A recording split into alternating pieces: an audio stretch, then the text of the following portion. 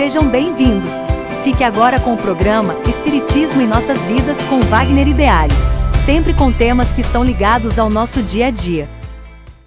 Olá pessoal, sejam todos bem-vindos a mais um programa Espiritismo em Nossas Vidas e lembrá-los que estamos fazendo agora um trabalho sobre as obras de Kardec.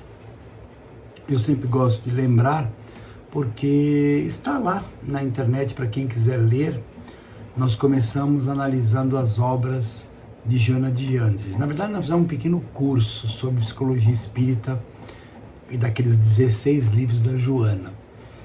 Depois nós fizemos um trabalho de análise nos livros do André Luiz. Pegamos livro a livro e agora estamos fazendo o mesmo com os livros da codificação. Tanto André Luiz quanto a codificação, nós optamos por fazer apenas uma chamada de cada capítulo, do que se trata, do que tem naquele livro, para chamar a atenção das pessoas e, de repente, sentirem vontade de ler. Porque nós sabemos que as obras da codificação foram muito pouco lidas pelos espíritas. Só acho que os espíritas mais antigos é que leram. O livro do Evangelho, a gente lê sempre, abre ao acaso no Evangelho do Lar. Então é um livro que está tendo contato. O Livro dos Espíritos, que é o primeiro, o livro, assim, a base de toda a doutrina, ele deve ter sido lido por uma parte do público espírita, mas não foi todos, bem como o Livro dos Médiuns. Quiçá agora o livro Céu e Inferno, que é o objetivo de hoje. Mas quem sabe, com esses nossos programas, possamos despertar o interesse das pessoas de ler esses livros. Não são livros de leitura fácil, eles são livros profundos, livros que a gente tem que refletir bastante, porque afinal de contas são os livros básicos da codificação. Todo o Espiritismo nasce desses 5 livros.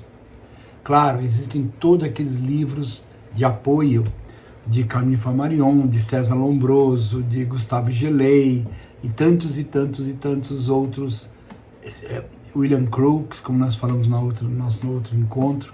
São livros fantásticos, que vêm, Leon Denis, como é que eu posso esquecer Leon Denis, que vem somar aos livros da codificação para entendermos bem a ideia. Porque a ideia do Espiritismo é, em primeiro lugar, a vida continua, ninguém morre. Segundo lugar, quem desencarnou, quem está fora da vida física, pode se comunicar com quem está na vida física. Terceiro postulado, nós não vivemos só no planeta Terra, nós vivemos em milhares e milhões de planetas espalhados por esse universo. Quarto, fora da caridade não há salvação. Fora da caridade não há salvação. O que quer dizer com isso? A caridade supera tudo isso que eu falei aqui. Você pode não acreditar em nada, absolutamente nada, mas se você tiver em seu coração a caridade, você tem tudo. Tá, mas caridade o que é? Da cesta básica? Não, esse é um pedaço do processo. Caridade é deixar de ser orgulhoso, deixar de ser prepotente. É caridade ouvir, é caridade a forma de olhar, a forma de falar. É caridade a humildade para com as pessoas, é caridade a benevolência, a paciência. Então a caridade são um conjunto de procedimentos no nosso dia a dia para com o próximo. Essa é a caridade ensinada por Jesus. Mas com certeza a ajuda material é extremamente importante, mas não é a única. Vamos começar aqui com o nosso livro Céu e Inferno, e como eu acabei já de dizer, o objetivo não é retirar as pessoas da leitura, muito pelo contrário, é dar um alerta, é dar um começo, para que as pessoas peguem o livro e leia, que é muito melhor do que isso que eu estou falando aqui. Esse livro é composto de 403 páginas, dividido em 2 partes. A primeira parte são 11 capítulos, que vai falar sobre a doutrina, e a segunda parte, que são 8 capítulos, vai falar sobre alguns exemplos. O livro começa falando sobre o futuro e o nada, porque falamos agora há pouco que a doutrina é baseada na reencarnação. Você tirar a reencarnação da doutrina espírita, você tirou todo o corpo da doutrina, você tirou tudo, não tem mais nada. Ah, mas você não falou agora há pouco que a caridade é tudo? Sim, a caridade é tudo, mas nosso objetivo aqui é falar da doutrina espírita, e a caridade é uma das partes da doutrina espírita. Então, o que vem a ser o futuro e o nada?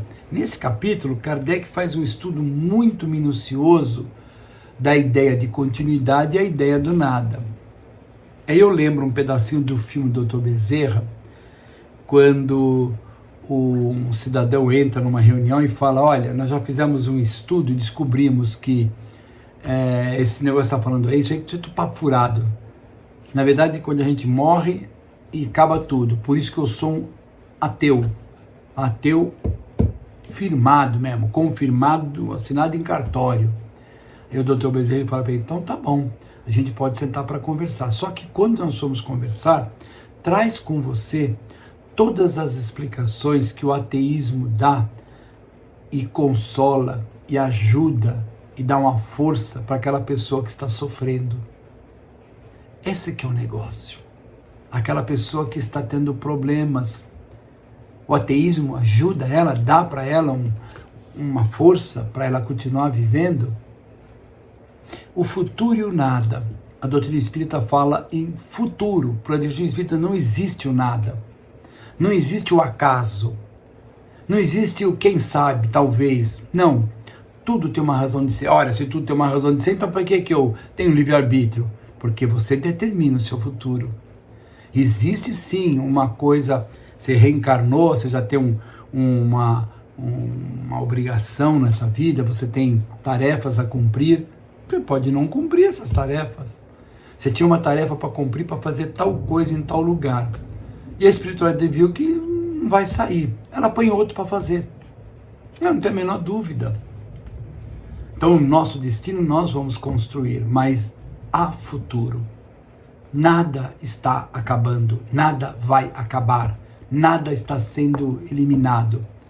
Quando eu falo eliminado, acabar e continuando, não estou falando das coisas materiais, mas o nosso eu, nós existimos para sempre. Você tem 3 sistemas. O sistema nada. A vida é essa aqui só, acabou a vida, acabou tudo. É um sistema. Então vamos aproveitar. Vamos sair pela rua, pintar os canecos, fazer um monte de coisa errada, porque morreu, acabou tudo. Então curte o máximo que você pode. Muita gente no mundo pensa assim. Muitos homens de poder pensam assim. Então eu vou aproveitar o máximo que eu posso, depois morreu, acabou tudo. Tem a segunda, que nós vamos discutir no capítulo 3, é aquela que vai falar de céu e inferno. Se você for bonzinho, você vai para o céu. Se você for mal, você vai para o inferno. E essa teoria, ela não é lógica. Ela não faz sentido. Aquela senhora foi uma pessoa maravilhosa a vida toda. Criou seus filhos, fez tudo direitinho. Por essa teoria, ela foi para o céu. Mas o seu filho pisou no tomate. Seu filho fez coisas que não é muito legal. Ele desencarnou e foi para o inferno. A mãe vai ficar no céu eternamente pensando no seu filho que foi para o inferno. É um sistema. E tem um terceiro sistema, que é o da continuidade. Essa mãe fez o trabalho certo, ela vai para um patamar de evolução para chegando lá e em busca de outros processos que vai levar ela cada vez mais elevado, mais alegria dentro do coração, mais oportunidades, mais equilíbrio, mais paz. E o filho que pisou no tomate, Deus não desampara ele não. Deus ama de verdade, porque aqui Deus é esse que ama e joga a pessoa que ele ama no inferno? Não faz sentido. Não é assim. Ele vai dar oportunidade de novo para ele, e outro, até ele aprender. E essa mãe poderá ter a oportunidade de ficar dando assessoria, dando suporte, dando força para ele, da espiritualidade, para ele vencer as dificuldades. É complexo isso. Leia o capítulo que você vai entender. E depois o capítulo 2 está muito ligado ao capítulo 1, que é o medo da morte. Que é natural que nós tenhamos medo da morte. Primeiro que nós temos medo do desconhecido. E a morte é uma coisa desconhecida, apesar de já termos passado muitas vezes por ela. Só que quando a gente renasce, o Espiritismo entende, os Espíritos nos passam, de que nós temos uma espécie de um esquecimento temporário. Porque você mora numa casa que de repente o teu irmão foi uma pessoa que te prejudicou numa outra vida e vocês vieram para ficar junto para haver uma reconciliação.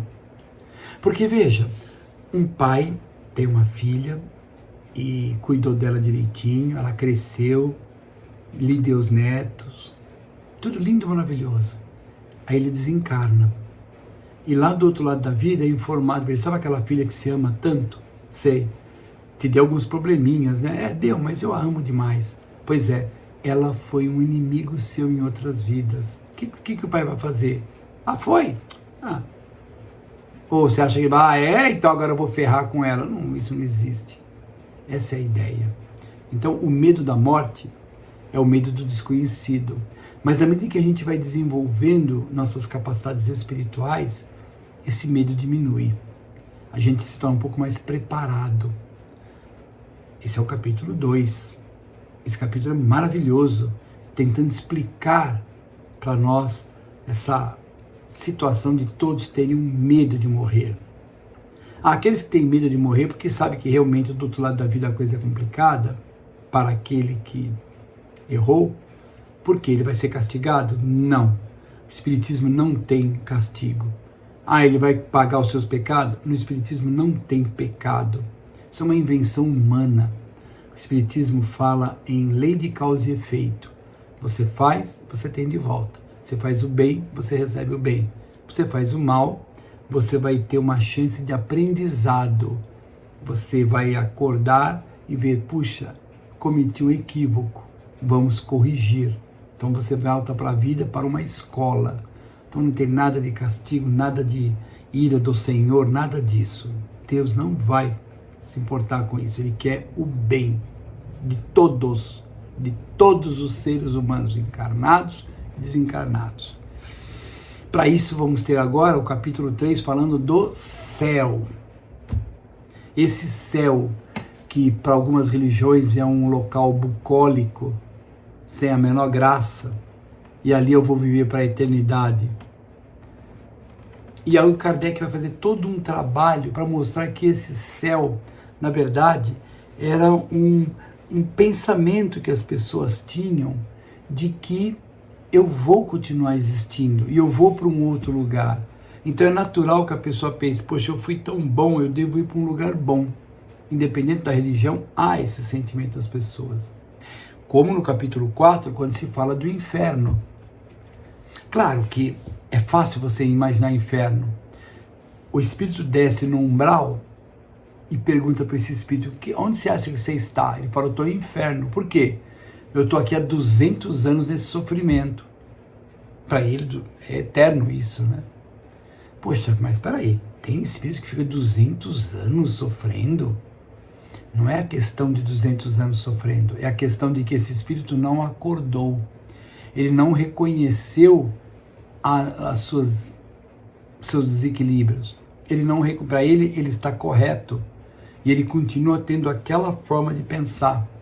E aquela forma de pensar gera um campo energético nele que se afina em locais desagradáveis para um espírito evoluído. Então muitos desses espíritos nem reconhecem os espíritos que chegam lá. A gente chama no espiritismo de umbral. Um lugar onde está reunido espíritos na mesma sintonia e plasmam naquele ambiente um ambiente não muito legal. No filme do André Luiz, eles montam um umbral parecendo uma coisa assim, meio fantasma. Até brinco, às vezes falo, parece o filme, o videoclipe do Michael Jackson, né? Todo mundo esfarrapado e tal. Na verdade, a coisa é um pouco diferente. Existem essas situações também no umbral, mas você pode estar numa região umbralina, encontrar com as pessoas que você gosta, ter lá um local onde elas estão, coisa e tal. Parece uma situação igual que a gente vive aqui. Mas aquilo é um umbral. Aquilo não é um lugar desperto. Não é um lugar onde o espírito está totalmente integrado a um contexto elevado de espiritualidade. Então aquilo é umbral. Imagina uma cidade muito pobre, muito assim, faltando todos os recursos, as pessoas de um modo geral quase tudo doente. Imagina uma situação bem deprimente assim. Umbral não é muito diferente disso.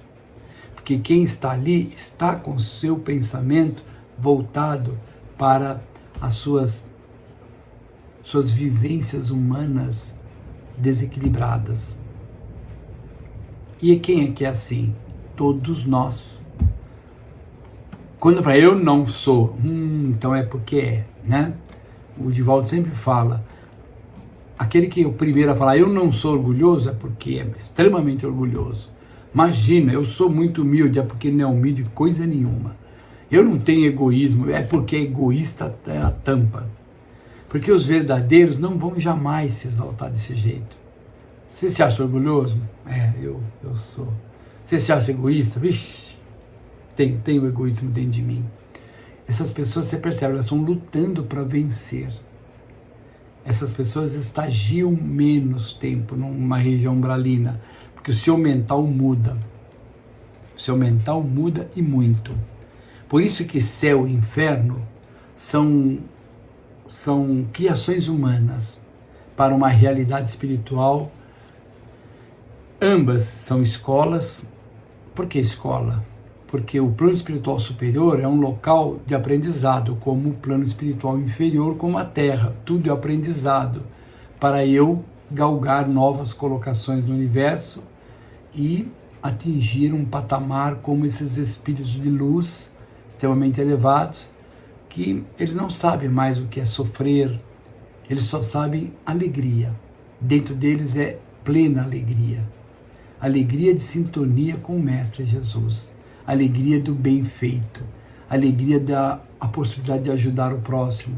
Alegria porque eu estou feliz 100% do tempo. As dificuldades, sem dificuldades, com problema, sem problema, eu estou feliz. Você é um alienado? Não. É um realista da verdade da vida. É uma pessoa que tem consciência profunda da vida e sabe que não adianta determinados comportamentos que não vai resolver. É necessário aquela busca de dentro para fora para não poder executar, mas vivenciar um comportamento diferenciado. E aí, nós vamos terminar com o capítulo 5, que é o purgatório. O purgatório está mais para um umbral do que qualquer outra coisa, né? Um lugar onde você estagia por um período. Então tem na espiritualidade, é que a gente assiste o filme e pensa que na espiritualidade só tem o nosso lar. Não, pessoal. Tem milhares e milhares e milhares e milhares e milhares e milhares e milhares de cidades espirituais espalhadas pelo mundo todo. Então, a pessoa desencarna em algum recôncavo do planeta, perturbada, problemática, ela vai para um nível espiritual do nível dela, da percepção dela, das qualidades morais dela, e ali ela é tratada por trabalhadores da luz que estagiam em, vamos dizer assim, prontos socorros no meio da dor, da decepção, da dor na consciência, consciência de culpa, todas aquelas coisas, eles estão ali. Quando eles percebem que tem uma entidade, um desencarnado, que despertou, que acordou, que sentiu que realmente ele estava pisando na bola, vai lá e retiram ele de lá. E vão fazer um tratamento ali. Quando ele melhorar, ele sobe para uma outra cidade onde ele vai continuar o tratamento. Até ele se equilibrar. E aí vai seguir aquilo que ele gosta. Ajudar o próximo, ajudar alguém numa área do conhecimento humano. Os espíritos são dinâmicos. Estão uma hora num trabalho de ajuda ao próximo, uma hora num trabalho de desenvolvimento de alguma coisa útil para a humanidade. A espiritualidade é muito dinâmica. Então, hoje nós conseguimos falar um pouquinho do capítulo 1, 2, 3, 4, 5. O futuro e o nada, o medo da morte, o inferno, o céu e o purgatório. Então, como o Espiritismo enxerga essas estruturas extrafísicas. E mostra que não é assim, não faz muito sentido existir essas coisas. Não tem sentido nenhum. Mas vamos estudar para entender. E assim nós vamos encerrando mais um programa Espiritismo em Nossas Vidas, aguardando vocês no próximo, que nós temos mais 3 programas para fechar o livro Céu e Inferno. Tchau, pessoal. Fiquem todos na paz do Divino Mestre.